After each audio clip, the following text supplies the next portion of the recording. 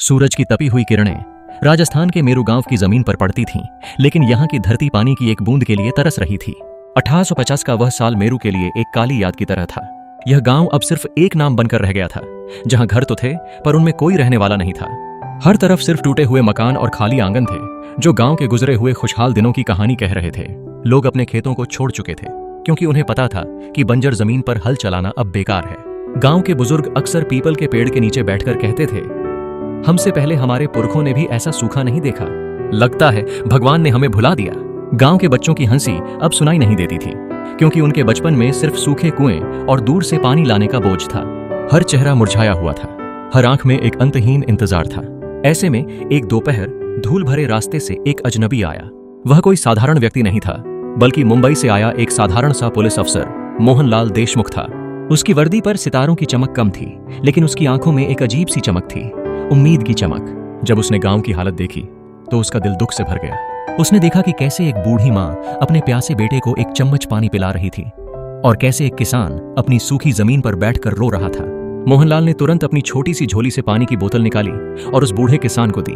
किसान ने पानी पिया और उसकी आंखों में पहली बार विश्वास की एक बूंद दिखाई दी। मोहनलाल ने उस दिन ठान लिया कि वह इस गांव को नया जीवन देगा।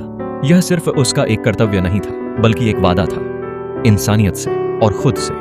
मोहनलाल ने गांव वालों को इकट्ठा किया। वे उसे शक भरी नजरों से देख रहे थे, क्योंकि वे जानते थे कि एक अजनबी भला उनके दर्द को कैसे समझेगा।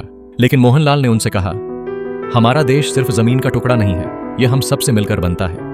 अगर हम मिलकर कोशिश करें तो क्या नहीं कर सकते। उसने उन्हें समझाया कि कैसे बारिश का पानी रोका जा सकता है, कैसे पुरानी बावड़ियों की सफाई की जा सकती है, और कैसे नई तकनीक से खेती की जा सकती है। शुरू में कुछ लोग हंसे, कुछ ने उसका मजाक भी उड़ाया, लेकिन कुछ ने उसकी बातों पर यकीन किया। मोहनलाल ने खुद फावड़ा उठाया और गांव वालों को अपने साथ काम करने के लिए प्रेरित किया। दिन रात की मेहनत से उनके हाथों में छाले पड़ गए, लेकिन उनके चेहरों पर एक नई चमक आ गई। एक एक करके गांव के लोग उसके साथ जुड़ते गए। देखते ही देखते सूखे तालाबों में पानी भर गया और बंजर जमीन से हरियाली की कोंपलें फूटने लगीं। मेरू गांव की किस्मत बदल रही थी। गांव में अब सिर्फ खुशहाली ही नहीं थी, बल्कि चारों तरफ से लोग यहां आकर बसने लगे थे। गांव में शादी ब्याह के गीत सुनाई देने लगे और बच्चों की खिलखिलाहट से हर घर गूंजने लगा। मोहनलाल गांव का हीरो बन गया था, उनका रक्षक और उनका भाई। गांव के लोग उसके पास आए, उसके पैरों को छूकर आशीर्वाद लिया और उसे अपनी कमाई का हिस्सा देना चाहा। लेकिन मोहनलाल ने कहा, मैंने यह आपके लिए नहीं, बल्कि अपने देश के लिए किया है। मोहनलाल की बहादुरी और लगन की खबर उसके सीनियर अफसरों तक पहुंची। उन्हें पता चला कि एक साधारण से अफसर ने इतना बड़ा काम कर दिखाया है। उन्होंने उसे मुंबई बुलाया और उसे एक ऊंची रैंक और पदोन्नति दी।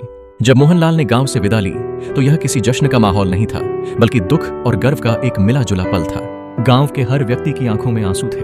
वे उसे अपनी आंखों से ओझल होते हुए देख रहे थे, मानो उनका कोई अपना उनसे बिछड़ रहा हो।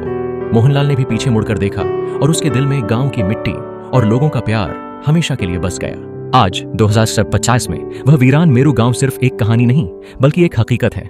यह वही गांव है जो अब राजस्थान की गौरवशाली राजधानी जयपुर बन चुका है। सड़कों पर चहल पहल है, आसमान छूती इमारतें हैं और हर तरफ जिंदगी का जोश है। लेकिन इस शहर के बीचों बीच एक बहुत बड़ी प्रतिमा खड़ी है। यह प्रतिमा मोहनलाल देशमुख की है। लोग इस प्रतिमा को सिर्फ एक अफसर की नहीं, बल्कि उस इंसान की कहानी के रूप में देखते हैं, जिसने अपनी मेहनत से पूरे भारत को एक नई राह दिखाई। यह प्रतिमा हमें याद दिलाती है कि एक व्यक्ति का साहस और लगन सिर्फ एक गांव को नहीं, बल्कि एक पूरे राज्य को बदल सकती है। यह कहानी हर भारतीय को प्रेरणा देती है कि हम सब मिलकर एक दूसरे के दुख दर्द को समझें और साथ मिलकर एक ऐसा देश बनाएं जहां हर कोई खुशहाल और सुरक्षित महसूस करे।